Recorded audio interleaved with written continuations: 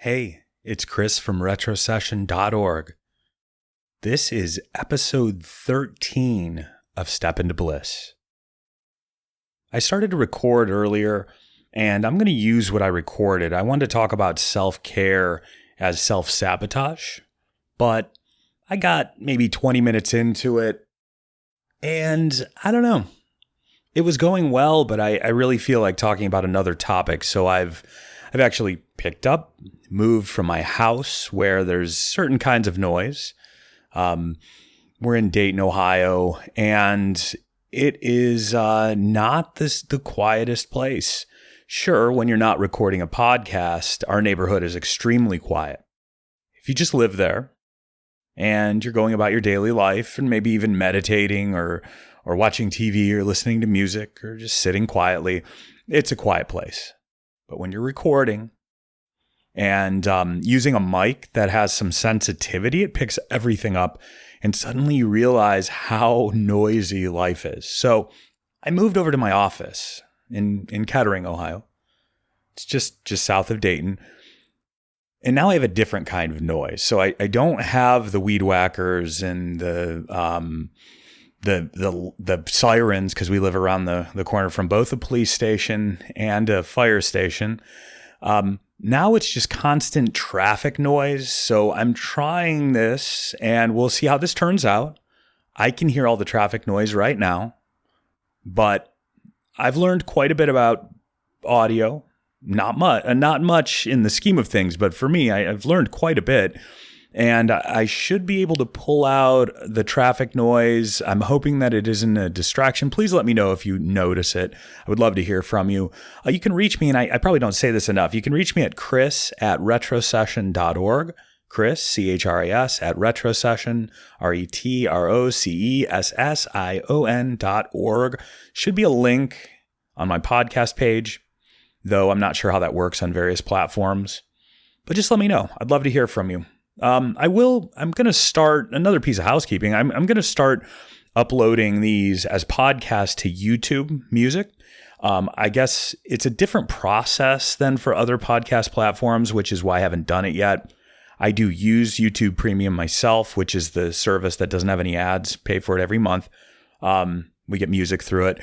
But now podcasts are on the platform, and essentially I have to upload them. They can be audio only. Upload them as a playlist, podcast playlist on my YouTube channel. So if that's a platform you use, I will be bringing that over to YouTube soon. So what I want to talk about? Well, as usual, it's going to be about healing, maybe about personal development, the kind of things I talk about. But today, I want to talk about what healing really is. And sometimes I do get into my opinions on a particular matter, like healing. The healing podcast, I think it was 2 ago, I got into my opinions about what healing is, what's appropriate for healers, what's the difference between healing and symptom relief. And that's an opinion. Today, I actually don't really want to give an opinion so much, though it may come across that way. It's part of the reason I'm talking about it right now, is that I want to set the stage. I'm not here to tell you what healing is for you. I'm not here to tell anybody what healing is for them. I want to talk about healing from my perspective and, most importantly, in my experience. We talk about healing, but what is it really? Last podcast, I got into it a bit, but it was more about, I guess I talked about what it isn't, the hard truth about healing. A lot of it is what healing isn't. Now I want to talk about what healing is for me personally. If this resonates with you, great. If it resonates with you, I'd encourage you to listen more. Go to my website, retrosession.org. I have an ebook, free. Just give your email address. You'll see that right on my webpage. If my message resonates with you, please dig a little deeper. The reason it sounds almost like I'm pleading with you is because I know where I was a few years ago. Life wasn't just hard. To say it was hard would be the understatement of a lifetime. I life wasn't just hard, it was totally unmanageable. And it's funny because that's something that you would hear in AA and NA and the 12-step programs. Life was unmanageable. Funny enough, I had quit drinking years before. It's been 7.5 years since I had a drink of alcohol. So I didn't have a substance abuse problem. I had given all that up. I had looked and looked for a solution. I'd gone to therapy I probably went to my first therapy appointment at 22 years old in college. You get, I think we got maybe 4 or 5 free therapy appointments in college. And I took advantage of it because I was struggling with test anxiety. I didn't realize that my life was full of anxiety until the therapist told me I had religious trauma or spiritual trauma. I think she called it religious trauma. True, I agree. That was pretty much the root of it. But there was so much more packed in there and so much more to explore over the intervening 25 years. I'm 46 now. There's still a lot to explore about healing. So this podcast, and I say this in the podcast that I started recording that will probably become episode 13. I'm going to say it here, though. This podcast is for everyone. But I had a really important realization maybe 2 months ago, month and a half, 2 months ago. I was really trying to refine who my audience is, not just for the podcast, but for retro session. This process I used to eliminate the present day effects of past events that were causing me problems like anxiety, depression, etc. It's a process I've used with others and I've seen miracles. At least I call them miracles. I wondered, who am I really speaking to? I think I was a couple of months ago trying to speak to everyone because I really do believe that retro session could benefit most people. Maybe not everyone, but most people. In some way, at least some small way. But I realized that the one thing I needed to do to refine who I'm talking to is not just those who could use retro session. That's a massive pool of people, in my opinion. The society is so full of trauma and all this programming that runs in our heads. And when we get triggered, it's full of it. Almost everybody has it, probably everybody. Maybe with very, very, very, very few exceptions. So I feel like it's applicable across the board, but that's not how you build an audience. And I still don't know how to build an audience, so don't come to me for advice about that. This is all new to me. But I know one thing, and I know you have to specialize. You figure out who your audience is and speak to them. And there was really just one word that was off. It's not those who would like what I have. I'm speaking primarily to those who need what I have. Now, everybody else is welcome. I love that you're here. I love that you're listening. But who needs what I have? And to give you a little background on the way I think, I don't believe that I know anything. And I'm not just saying that. I really mean there's one thing, and I know I'm getting out in the weeds now, but I believe one thing, or know one thing with certainty. There's an experience happening right now. And what do I mean by that? There's an experience happening. There is an awareness. I have awareness is another way of saying it. And an experience is happening. And that is about all I can tell you with absolute certainty. There's an experience happening right now. So, not coming at this from a place of belief. I'm not coming at this to tell you how it is. Because I don't know. I'm here to explore with you. And I'm exploring from my point of view. And as somebody who not only struggled, but somebody whose life was unmanageable and frankly, probably wasn't going to last all that long if I kept up what I was doing. So from my perspective, healing may be very different than for somebody who has a little bit of anxiety every once in a while, or maybe a busy executive who has to give a presentation every now and then and gets nervous at those presentations. I would love to help. I would love to help you if you're in that boat. But I think right now I'm really tailoring my message to those who need what I have. People like I was. People who can barely get through the day and potentially will not get through the day one of these days. That was me just a few short years ago. I was always an optimist. Life was hard, had this anxiety. I'm talking earlier before the anxiety really peaked, before the panic attacks got really bad. I was always an optimist. Life was hard, but I felt hope. I felt like there was a future for me. That's how I survived substance abuse. When I was younger, I went to rehab at, I think it was 20. And the only way that I got out of that, other than the help of my grandparents who forced me essentially to go to rehab, I'm so grateful to them every day. Grandfather passed recently in November. And I'm just so grateful to them. And I've told them so many times how much I appreciate them. But as if you've dealt with substance abuse, you know that those actions can support somebody's recovery, but they will not cause that recovery. It's always within. And my theory about how I got away from that is that I had hope.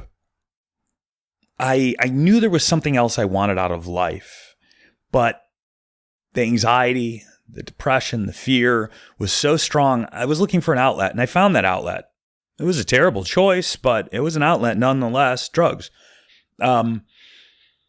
And rehab, they kind of forced me to go. I lived with them in their condo, and they basically said, you're out if you don't go to rehab. And it was an easy sell. I probably resisted for a few minutes, but it was almost like the show Intervention. It was kind of like some half-hearted, oh, no way I'm going to do that. And then very, very quickly, the way it seems edited on Intervention, it was kind of like, never mind, I'll go.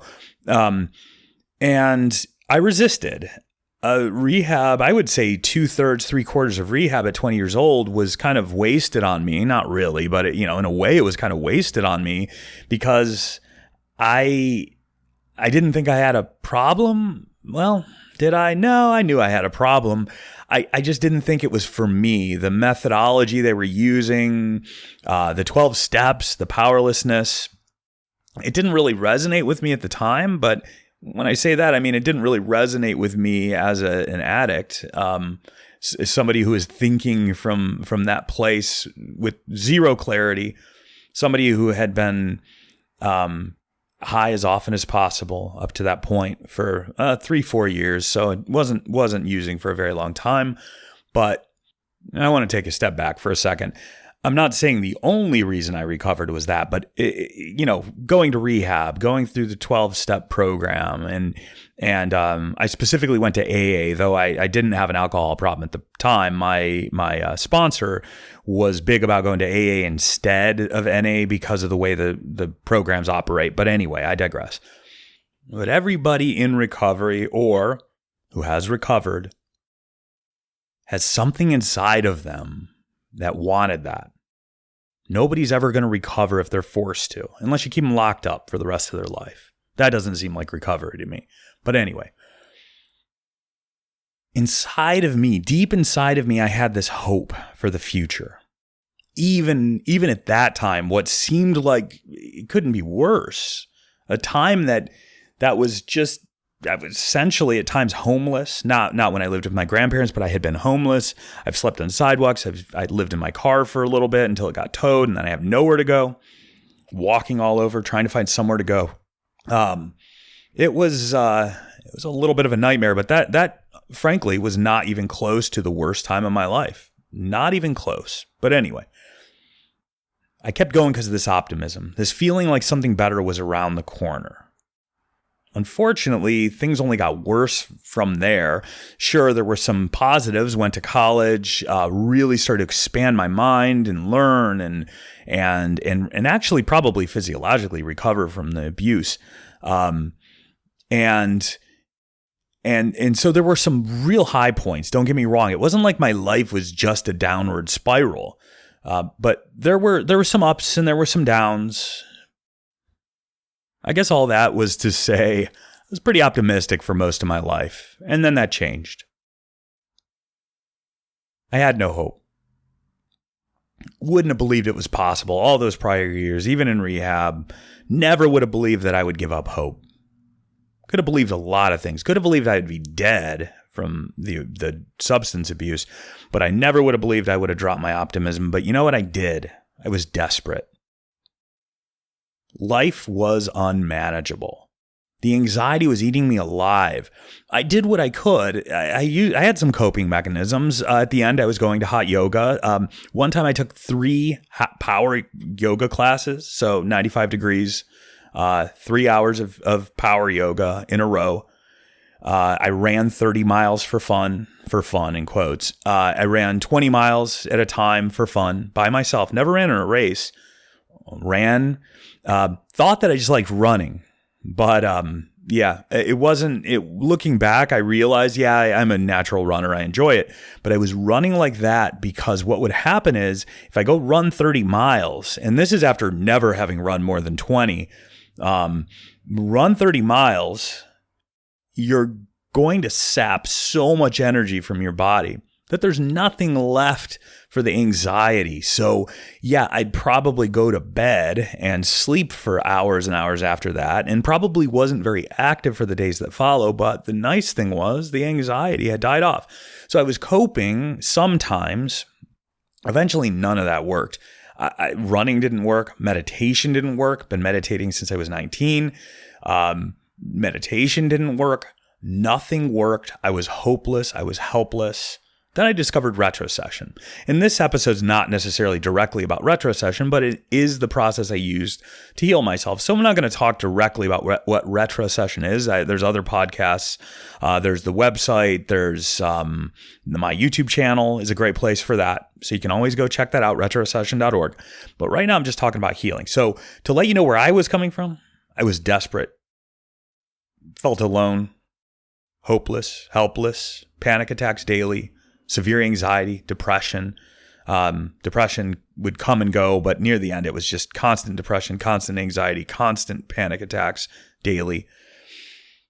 And that doesn't mean that I'm only speaking to people that have it that bad. But if you feel that your life is almost unmanageable, if you feel like your life is on the verge of being something that you can't handle anymore, I'm talking to you. I'm talking to everyone else, but I'm specifically talking to them. Now, of course, if retrocession can help someone like me or someone who's that desperate, it certainly can help those who are not so desperate. But specifically talking to you, if you're in that desperate place. So what's healing? Like I said, this is about my experience, but I'm going to say one thing to start here as I go a little deeper into what healing is to me. Healing is whatever you want it to be. I'm going to encourage you to do something right now. If you're somebody who's looking for healing, maybe this is only going to take a couple minutes. This is not one of those long guided meditations I do at times. But if you can, just close your eyes and just relax for a moment. Just breathing, maybe extending those breaths a little bit, lengthening them, making sure you're taking deep breaths. And just settle a little bit. Now,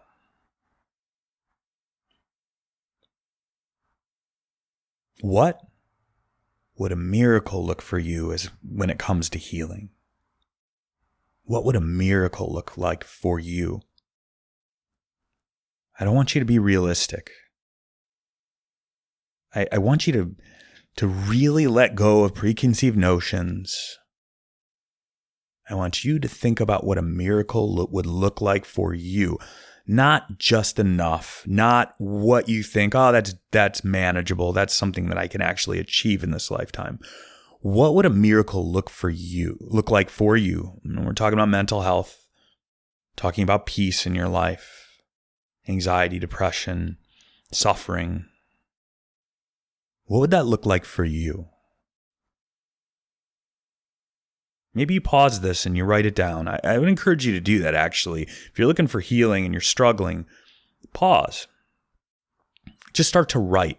Whether you like to type, get out your computer. If you like to handwrite, get out a pen and paper, your notebook, your journal, and just start to write.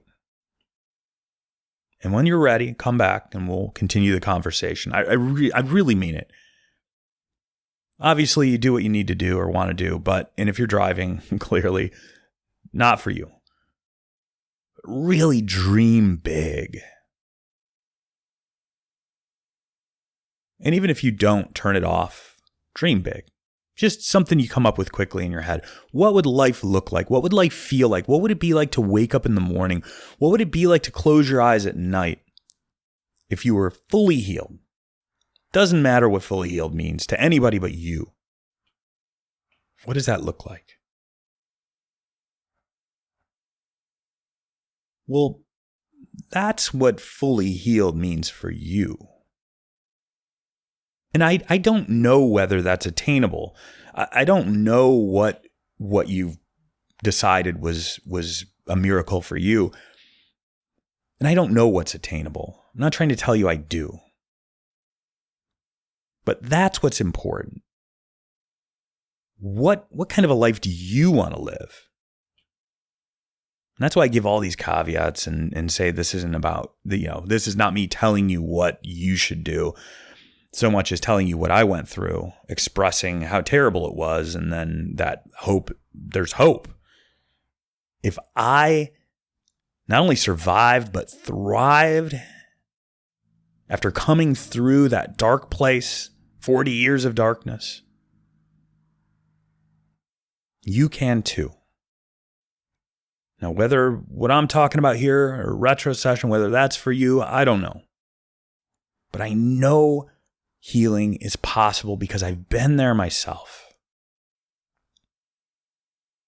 Now, as far as what's realistic, let's not worry about that. Let's just stick with that dream for now. If someone's coming to work with me, it's no pie in the sky stuff like that. We're going to figure out exactly what it means. And when I do retrocession, it's not I'm going to heal everything all at once. That's not how it works. It takes time. But I really believe there should be benchmarks for healing, especially when you're working with somebody else to get that healing. There are certainly no guarantees. I do believe that everyone heals themselves, but when you're working with somebody, and most of the time paying them money, there should be benchmarks for whether it's working or not. And you can always refer back to my last podcast about healing. I think it might have been episode 10, maybe 11. I think it was 10.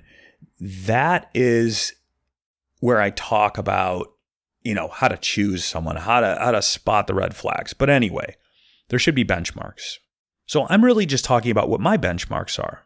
I'm talking about what my wildest dreams were. And honestly, I'm glad that my wildest dreams didn't come true with my healing, because I wouldn't have asked for enough.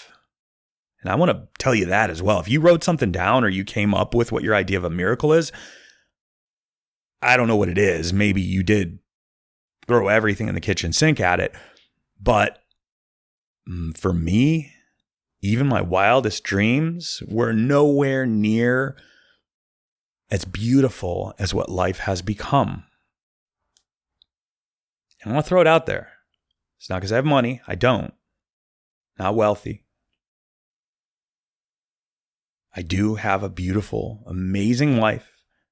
And I'm sure there'll be podcasts about this. That my belief about that is it's only after the healing came that I could meet her. You can grow with someone, but in my case, did the growing, did the healing, and then I met the person. There's other ways to do it, of course, but I am only talking from my experience, of course.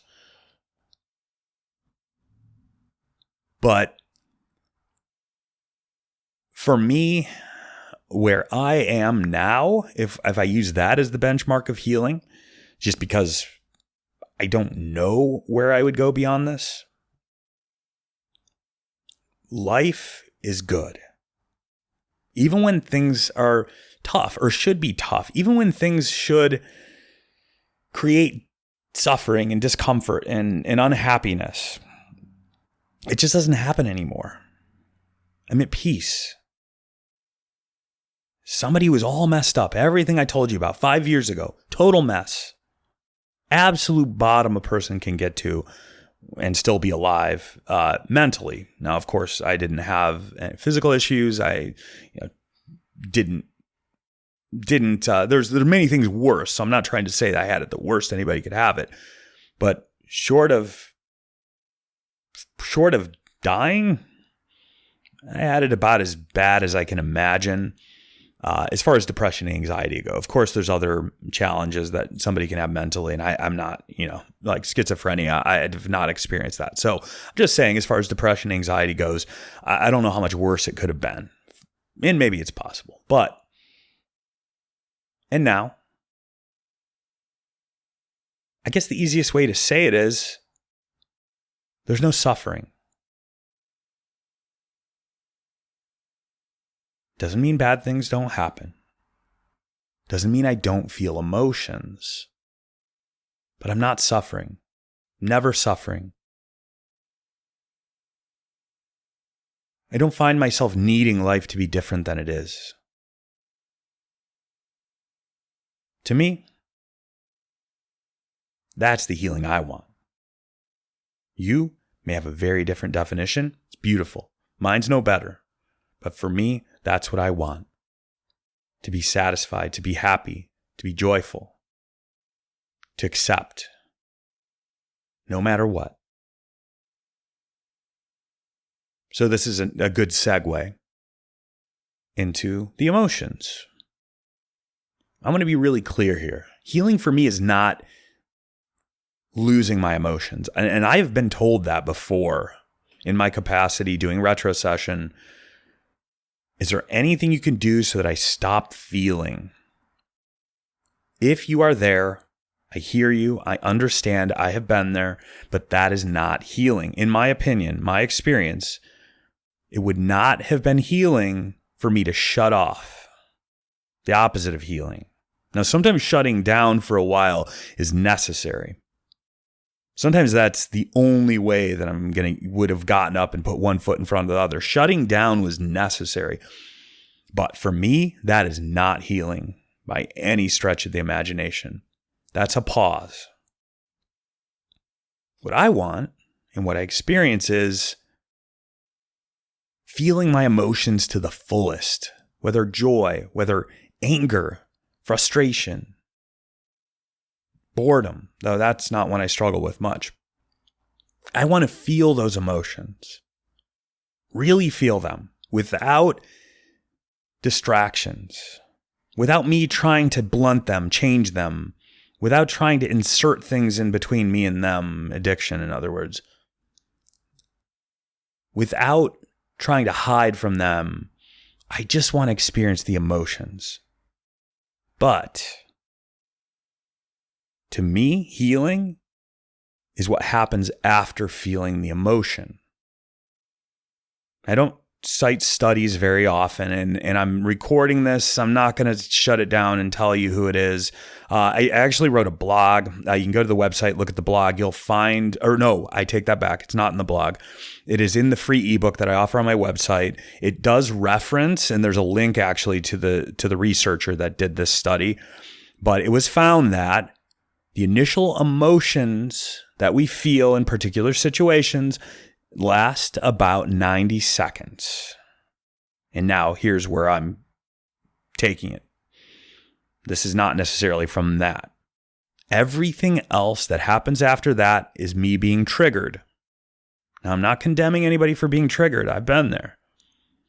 That's the part where I want it to cut off. I want to experience the emotions. I want to be there fully for those emotions.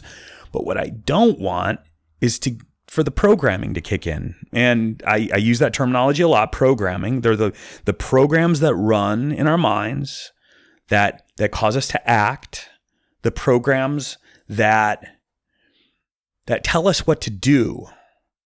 And I think for me in the past, I would have believed, I'm making all my decisions. No, you know what? Looking back, now that I'm coming from that place of freedom, of healing, I wasn't making almost any decisions. My anxiety was making my decisions for me. And so for me, healing, at least the most base level of it, is not losing my emotions. It's being able to experience them without being triggered and without having to push them away or blunt them or distract myself from them. For me, a big part of healing is feeling those emotions. So to me, emotions are like the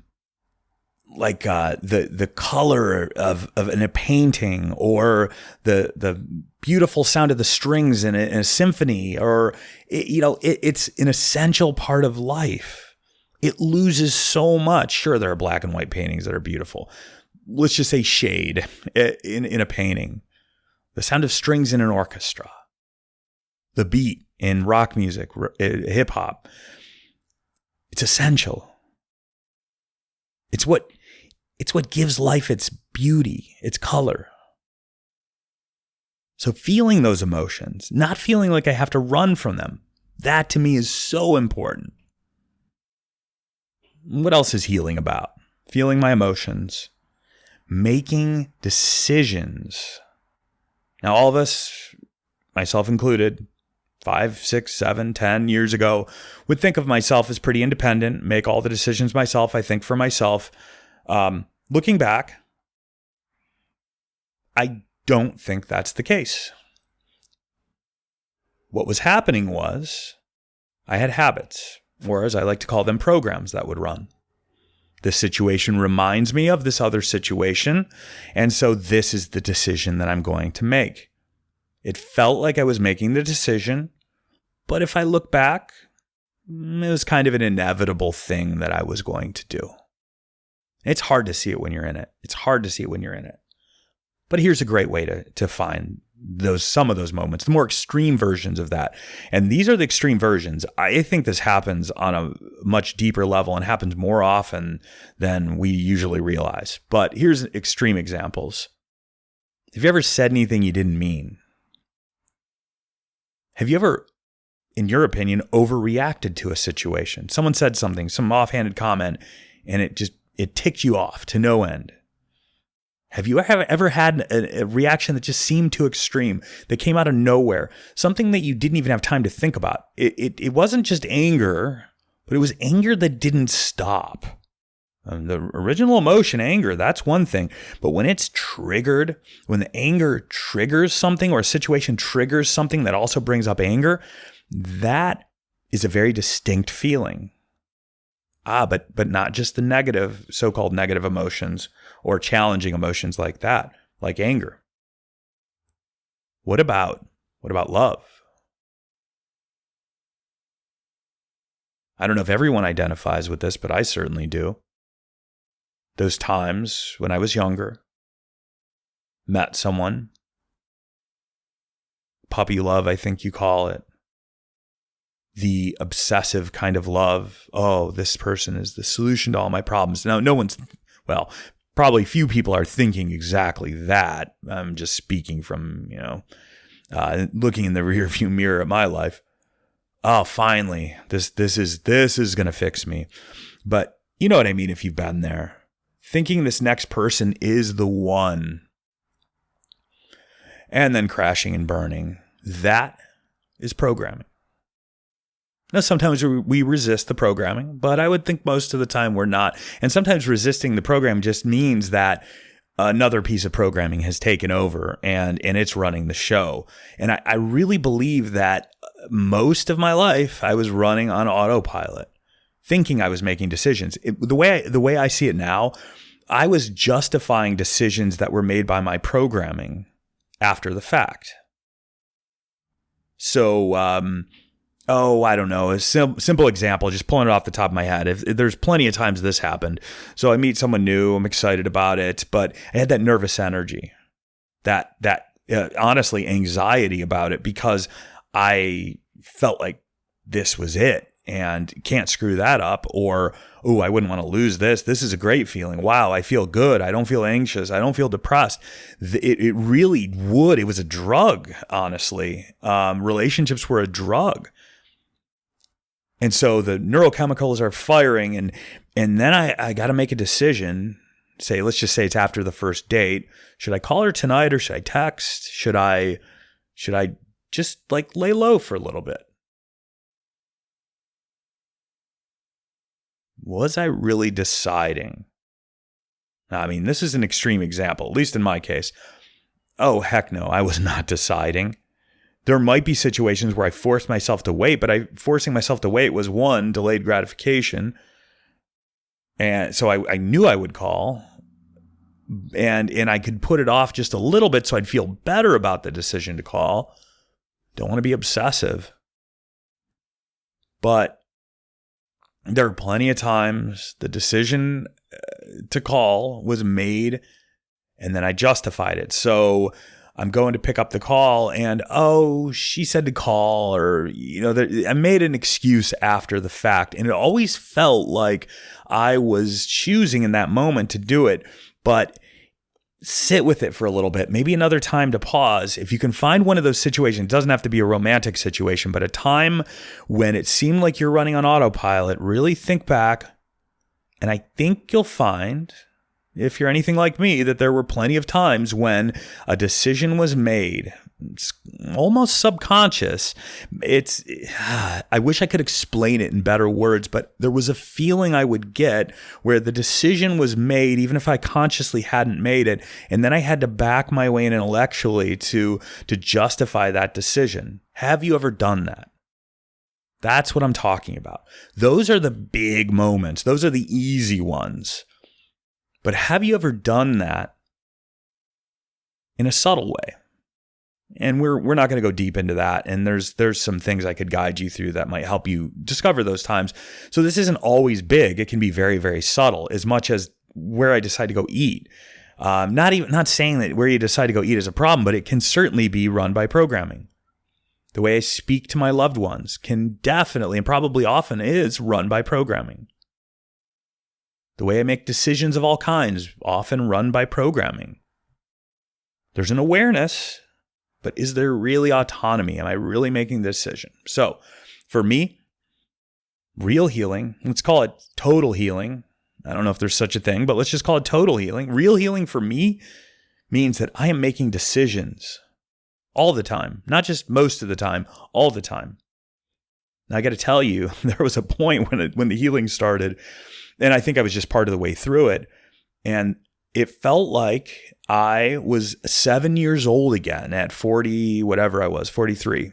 Probably 43, 42. I felt like I was 7 years old in a 42-year-old body. I didn't know how to make decisions because all those years, the anxiety, the programming was making decisions for me that I was ratifying. Sorry, it's lawyer talk, but that it was ratifying after the fact, that I was justifying after the fact, that I was deciding we're okay after the fact. But I never made those decisions. And it felt like I was standing in the middle of an empty field by myself at 7 years old with infinite possibility around me. Now what the heck do? I don't know how to make decisions. I've never had to, at least not since I was 6 or 7 years old. Never made a decision in my life. They're all made for me by my anxiety. And that's slightly exaggerated, but you know what I mean. Most of it was made by anxiety. So what do I do now? And this is just a side point. I'm going to try not to go off on it. I need to do a podcast on this, and this is definitely in the hopper for the future. But what do you do after healing? After you've had substantial healing, what do you do? To somebody who's not gone through the healing, including me a few years ago, that sounds ridiculous. You live your life. No, it's not that easy. It's not that easy. There are challenges after the healing, because now this model for how you see the world, this model for how you behave in the world is gone. And now you have to think for yourself. And it's wild. It's wild. It's not unpleasant. I appreciated it, but it wasn't like I regretted it, but it was challenging. And it even up till not all that long ago, I would say about, a year and a half ago, it was still challenging for me. And I've had to do a lot of work to learn how to live in the world as an adult who doesn't have anxiety making decisions for him anymore.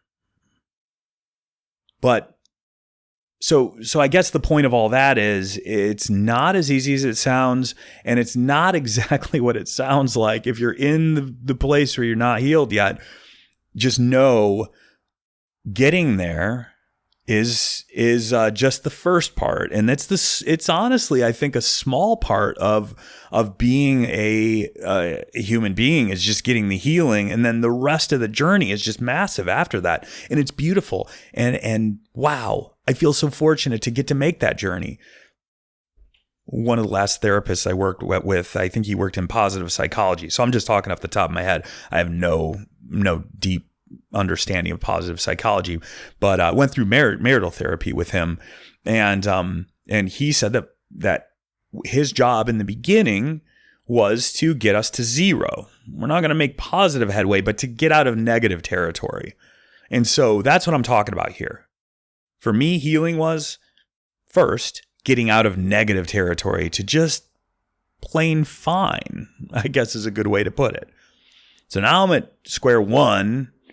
Now, when you're on square one, where you're at baseline, when you've climbed out of the valley, you're at sea level. Now there's the mountain to climb, living the life that you choose. And I think there are lots of pitfalls after the healing. There are plenty of pitfalls and plenty of opportunities to fall back down.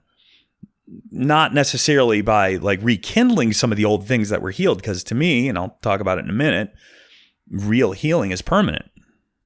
Now, it doesn't mean you can't have other things happen to you that require healing. I'm saying that if you're healed, it's permanent. But we'll get to that. We'll just talk about that next. But we come out of the valley. We're on flat ground. We take a moment to get oriented there. Okay, I've come out of this valley that I didn't think I'd ever come out of. What do I want to do? Do I want to coast? Nothing wrong with that. It's not what I wanted. I didn't want to coast. What am I going to do with my newfound superpowers of being a normal human being who's not suffocating under anxiety and depression? That's all I wanted at first. Then once I got there, it was kind of like, oh, it's like Superman learning he can fly. Like, oh, I can fly? Oh, am I going to continue to walk on the ground? Oh, heck no, I'm not. I'm taking off. And that's what life has become for me, is exploring the world without anxiety weighing me down. That 1,000-pound weight I was carrying around is gone, and now it feels like I can fly. So that's part of the healing equation. There's coming to baseline, coming to basically zero, and now do we want to climb the mountain? All right, so this is one of those topics that I've frankly in the past not emphasized, because I was afraid of the reaction I would get. I think there are a lot of people out there, frankly, people in the healing professions who resist the idea that you can have permanent, lasting healing and that you're not going to have massive ups and downs. Now, again, referring back to what I was saying earlier, doesn't mean life doesn't get difficult, doesn't mean we don't experience difficult emotions, but we don't have to spiral. So that's the first part of it. We do not have to spiral ever again. I believe that sincerely. And I don't know, maybe I'll spiral again in the future, but I am acting under the belief, so far well-founded over the past few years, three and a half years, the belief that I do not ever have to spiral again. I have a choice. Gosh, the first times I experienced this choice not to spiral, I remember I was just on a walk. I think it was with the dog, something. I talked about this in one of the prior podcasts, and something happened. I think a call came in, a text message. It could have sent me over the edge, and I think I stopped walking in my neighborhood and waited, and the anxiety never came. The impulse, the programming never kicked in, and I was shocked. I was so used to that kicking in. To stand there in freedom was a new experience for me. And I think if we really have that healing, if we're really healed, we do not have to be triggered ever again. Maybe this is Pollyannish. Maybe I'm way over the top saying this, but I can tell you from my personal experience of the last 3.5 years, I do not have to be triggered. There have been minor triggers. I take it back in a sense. No major triggers. And every time one of those little triggers came in, I was able to pinpoint where it came from and eliminate it. So it's an ongoing process. I want to make sure that's clear as well. I'm not saying I'm perfect. That's not what I mean at all. But the big triggers, gone, or at least few and far between. So for me, that's healing. And that is a very high standard. Do you want a life like that? Or do you want to settle? And I ask that because I really try to avoid social media, but every once in a while I go on and often I see these memes about healing's not a linear process, and it almost, and I don't have it in front of me, so I may be misunderstanding or misremembering, but I see a lot of memes in social media about how healing isn't complete. We're never fully healed. BS. That's an excuse. And we're going to that next, but that is an excuse. I'm not saying that you need to seek that level of healing. I'm not saying those people putting those memes up are wrong for them. Great. You choose the level of healing you want. If you want to be triggered some of the time, cool. Go for it. I do not want that for me. And I would suspect that some of you, if people are listening, I would suspect that some of you agree with me. If I can live a life without being triggered, without having that programming running amok, without doing things I regret, without struggling under the weight of addictions, without struggling under the weight of panic attacks, anxiety, depression, you can be free. Now, I don't know whether I can help you, and I don't know whether anybody else can help you. And maybe there are cases that are just too far gone. Maybe, I don't know. But I believe that you can be healed. And it can be massive. You can have very high standards. This is why I said, what would a miracle look like for you? And it can be permanent. Does that mean, let's just say I have permanent healing, whatever it is. I'm not even talking about me. I'm just saying in general, someone with permanent healing. Does that mean that they will never be triggered again? Does that mean that they will not have things happen to them that become programming for them, that induce programming in them? No, absolutely not. What I'm saying is, if I had a particular thing happen to me at 8 years old, and that thing spiraled into the anxiety I'm feeling today, if that is healed, if that line of experience, if that programming that resulted from and then grew from that early experience is eliminated, if it's in the language of computers, if we've deleted that program, it will never come back. And it's important to me to specify here, and I've said it in other podcasts, I like to talk about healing and symptom relief. A lot of what's being sold, I really mean it, a lot of what has been sold as healing is symptom relief. It doesn't mean that I'm condemning symptom relief, but it should be made very clear when someone is giving symptom relief, it should be made very clear that it is only symptom relief, not healing. Healing is permanent. Symptom relief is just that, relief. It's temporary. So, real healing for me is big. Complete as you can imagine. Still human. Stuff's going to come up. But not the big stuff. Just real minor little waves in the pond. And it's permanent. It doesn't come back again. And this is something for the future, but with retrocession, my experience with myself and others, every once in a while, there will be some incident from the past that we go back to. Let's just say at 8 years old, I was yelled at by my mom. I don't think that's one of my real ones, but I was yelled at when I was 8, and it resulted in this anxiety that I'm feeling today that makes it hard for me to make decisions in some area of my life. And so I get healed from that. Generally, that incident from 8 years old is just now a memory. It's not something that affects me anymore. Doesn't have any effect. But every once in a while, I've found that in myself and other people that sometimes that memory triggered off a couple of different things. So we've now dealt with the anxiety, but maybe there's a little touch of depression that comes from it. Maybe there's a insecurity that comes from it. There could be other pieces, but it's fairly rare, usually for myself and for others, when we clear up one of those early events that affects us today, it doesn't affect us anymore. But like I said, there could be a couple of little strands coming off of it, and maybe we have to go over it twice. The thing to know about that is every time I've ever experienced this with myself and others, it's always easier the second time.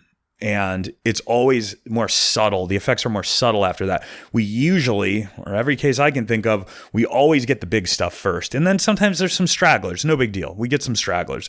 And when I say, I'm not getting triggered, if I do get triggered, it's pretty minor stuff and it's just the stragglers nowadays. And you know what? I can live with that. That's okay, especially because I have this method, retrocession, for dealing with those stragglers. So healing is permanent. It's big.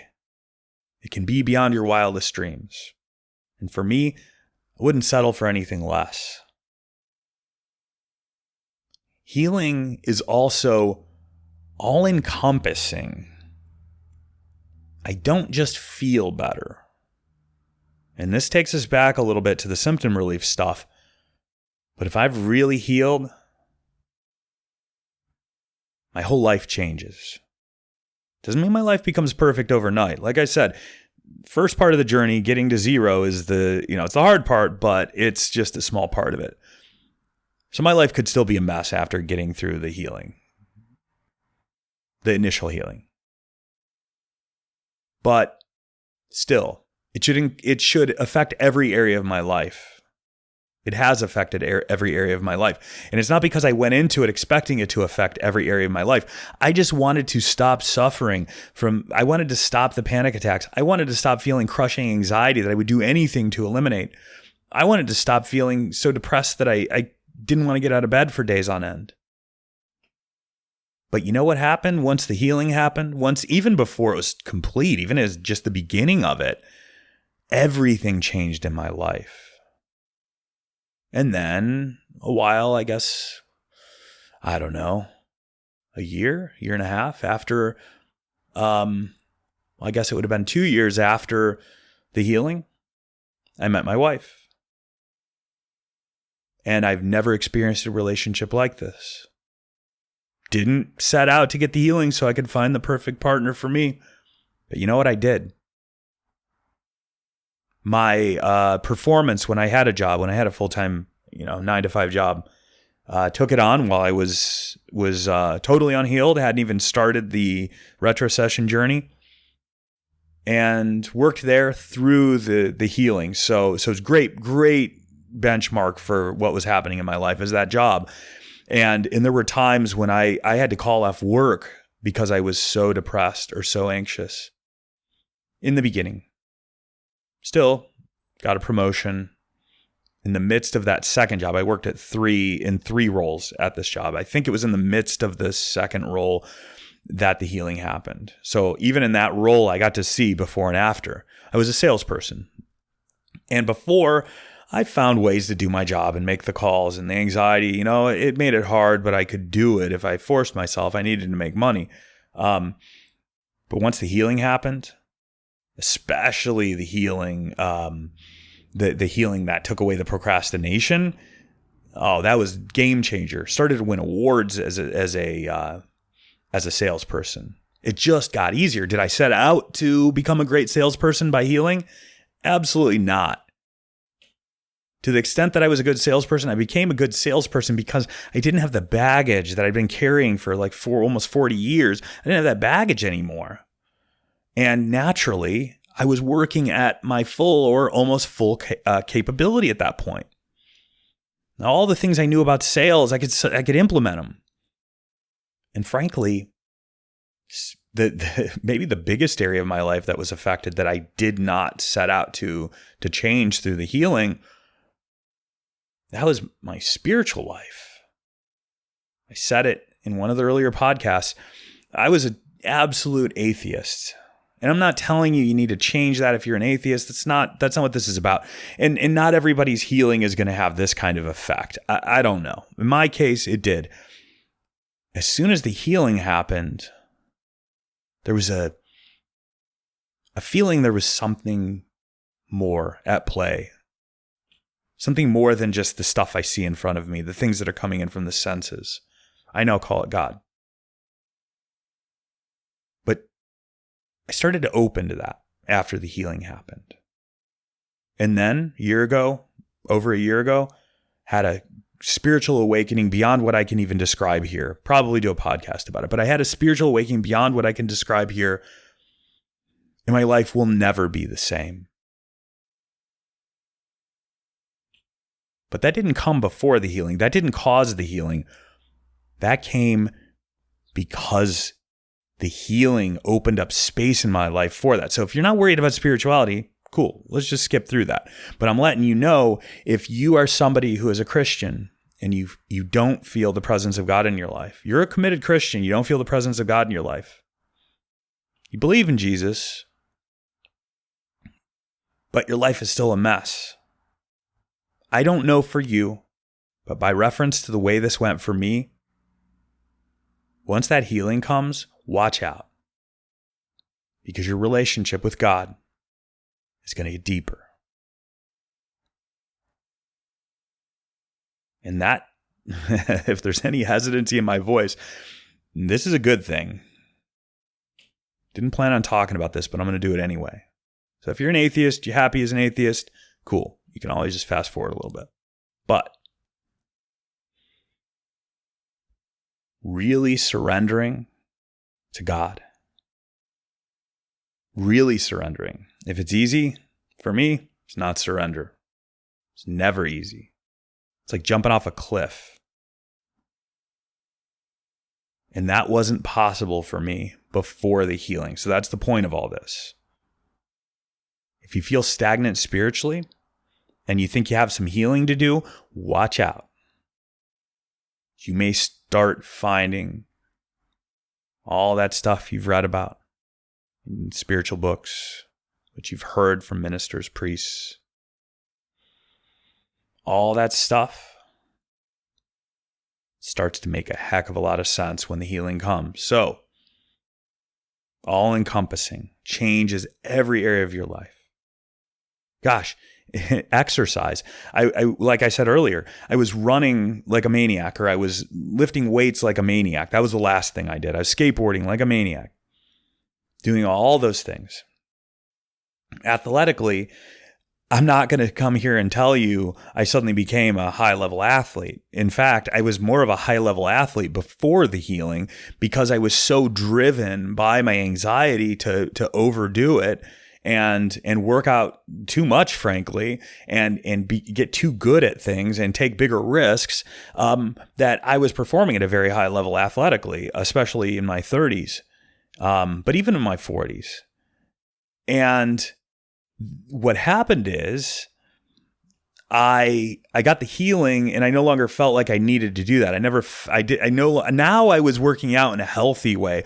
I was working out to feel good instead of working out to prove something or working out to be the best at something. I was working out because I want to. And specifically with skateboarding, as an example, I suddenly was skateboarding in my 40s at a level I'd never achieved in my teens, 20s, and beyond. I don't think I skated in my 30s, but I was performing at a level far beyond what I'd ever performed at. And I certainly didn't go and get the healing process to become better athletically. It all changed for me. And so healing is universal. I guess that's the way I'll put it. In your life, healing, or in my life, healing is universal. It's not just I feel better some of the time. That's part of the process. And like I said, and I can't say it enough, it's not like this happens overnight. Even if retrocession worked for you like it does for me or did for me, it's not like it was overnight. It took 6 months of me doing retrocession on myself constantly. I'm talking all day. Any chance I had, I'd be sitting at a stoplight doing it while driving. I'd encourage you not to do that. And I, for some reason, was able to do it on myself in a way that I don't know that everyone can. I think it's the 25 years of meditation. So I say that meditation didn't heal me. It was symptom relief. As I said earlier, well, maybe it was the other podcast that I started and then switched over to this one. But I meditated not even for symptom relief so much as it did provide that, but I meditated to know my mind. So sitting in silence, watching the mind. What does the mind do? What are its tricks? What are the stories it's trying to tell? Did that for 25 years. And my suspicion is that 25 years of silent meditation affected my healing by making it easier for me to notice when the mind was trying to stop me as I was going through the healing process. Because it will do that. And having somebody working with you, not doing it yourself, is so much more powerful. And I assume it would have been for me as well if I had someone to do that. But it's so much more powerful because the mind is going to do what it can to stop. It likes the status quo. The mind, for some reason, and there's probably many reasons, it's comfortable with the unhealed state that it's in, and it's going to resist. It's important to know. And I guess it's another point about healing is it's not easy. Talked about it in the other podcast about healing. It's not easy. In my opinion, you cannot go to somebody, let's just say a Reiki practitioner, let's say a hypnotherapist, let's say a therapist, a traditional therapist, psychotherapist. They cannot heal you. All they can do, if they're healing you, all they can do is hold space for you to heal yourself. And you have to be willing to do the hard work. It is not easy. If you think someone's going to give you a magic pill that's going to take away the stuff from your past, from your childhood that is plaguing you today, it's not going to happen. In my opinion, it's not going to happen. You have to be willing to do the hard work. And so this kind of brings us back to that initial question that I was asking about what is a miracle for you.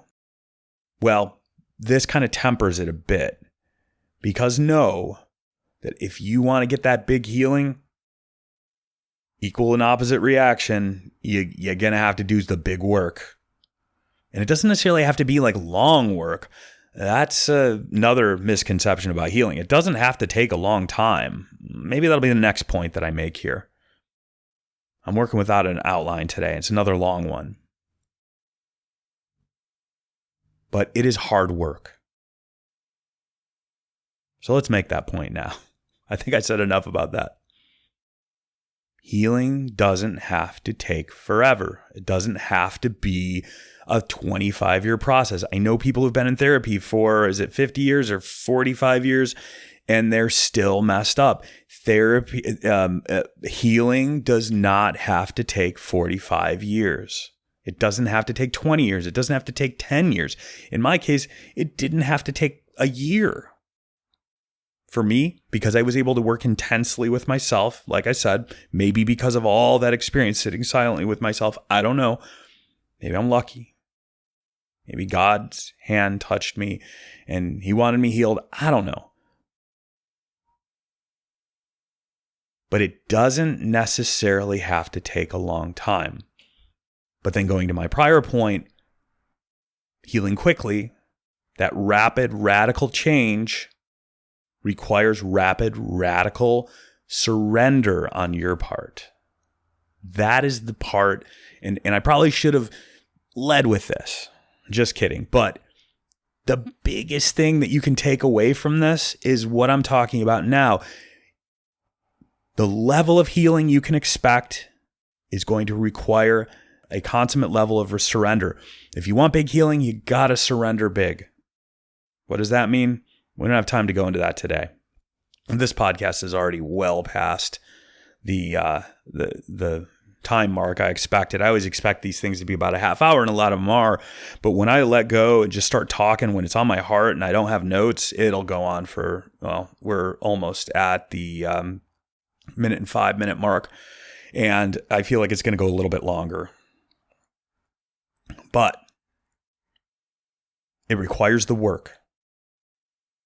If you go to somebody thinking that they are going to heal you, and you want to be comfortable.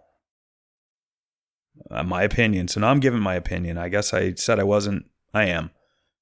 If you think that you're going to go get healed, if somebody's going to hypnotize you and heal you, that somebody is going to lay their hands on you and heal you. I'm not saying you can't be healed through hypnosis or laying on of hands or whatever the case may be. If you think that you can go there and maintain the life that you've always lived and then get the big healing, I'm telling you from my experience, it is not going to happen. You will not heal unless you are willing to let go. And I don't even mean just letting go of habits and things like that. I'm saying letting go of the damage. And this can be a hard one when you're in the midst of it. This could be a hard one to understand or accept. But I can tell you with certainty, I didn't want to heal for a period of time. It benefited me to be unhealed. It gave me excuses. It felt comfortable, and that's probably the biggest one. It was inertia. Not being healed felt normal to me.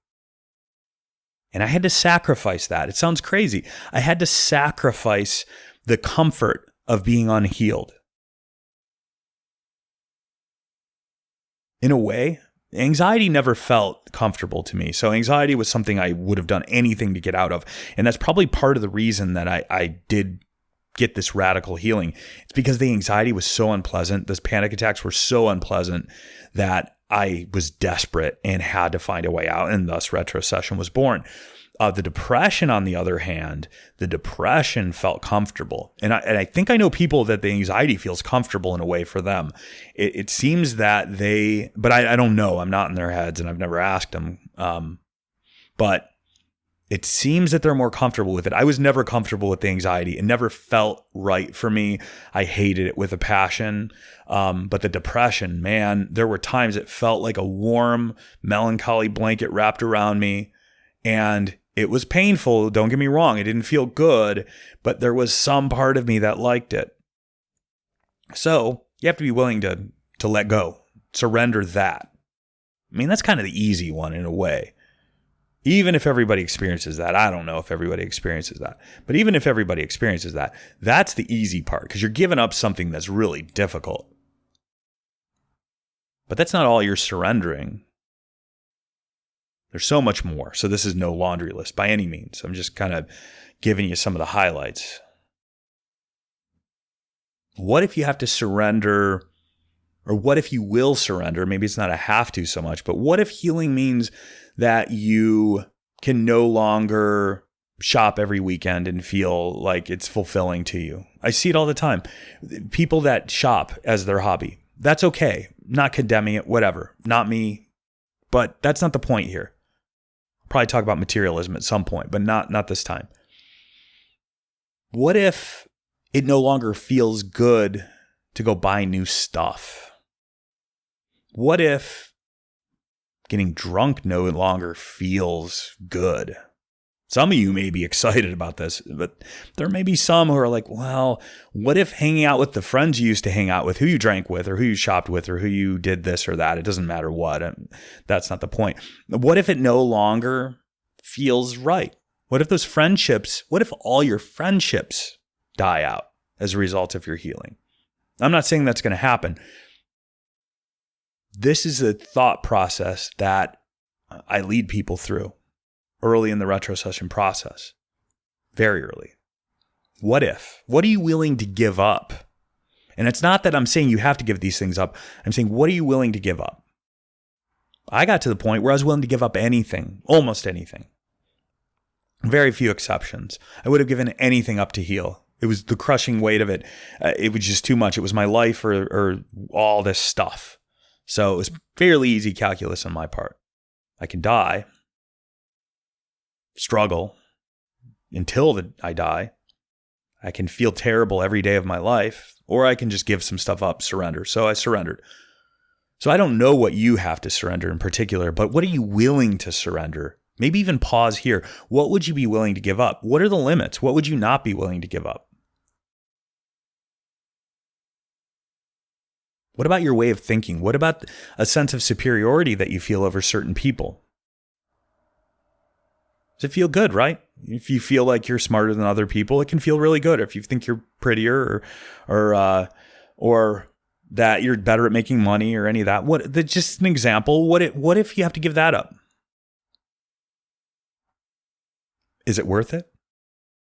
Are you willing to give that up? That's what I mean by surrender. Part of what I mean by surrender. So you got to give up the pain. You got to give up this thing that you've gotten used to, the anxiety, the depression, the habits. Other areas of your life might change. If you're clinging on to those, if you're clinging on to relationships that are dysfunctional, that could impede your healing journey. But generally, surrendering is going to be on the healing path every time. And surrendering in general. What do I mean by that? Surrendering to what is. Instead of all the stories about what I wish it was, if instead of always dreaming about how my life is going to be better, what if I'm just here right now?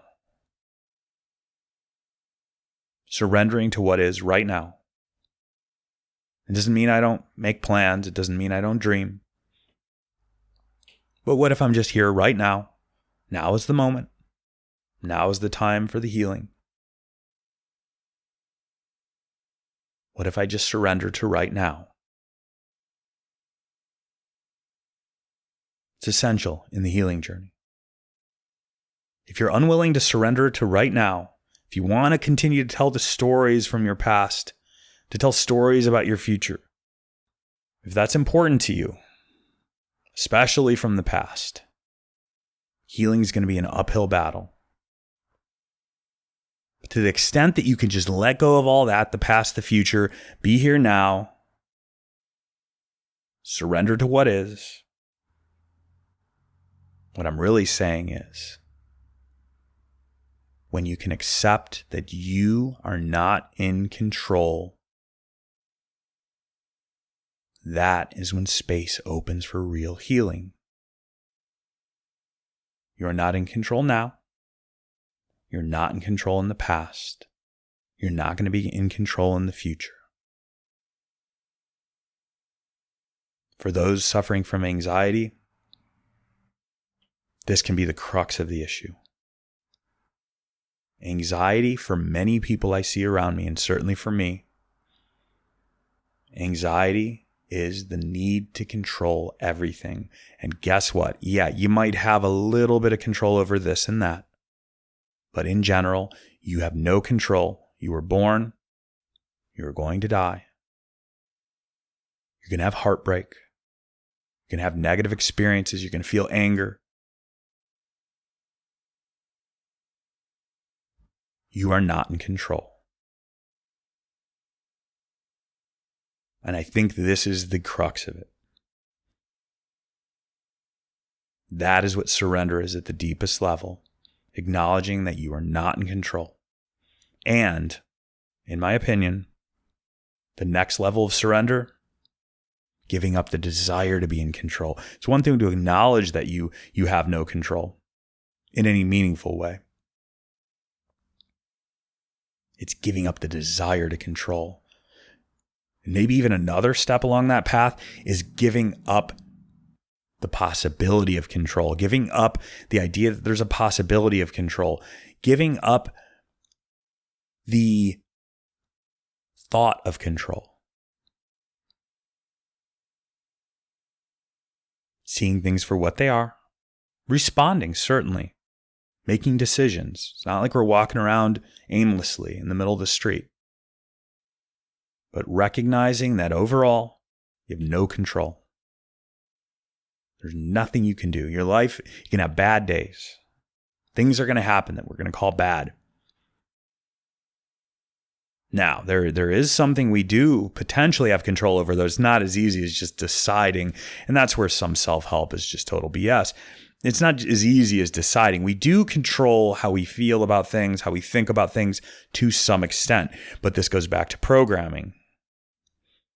There's so much programming running in most of our heads that the idea of having autonomy over our feelings, it's ludicrous. It's not going to happen.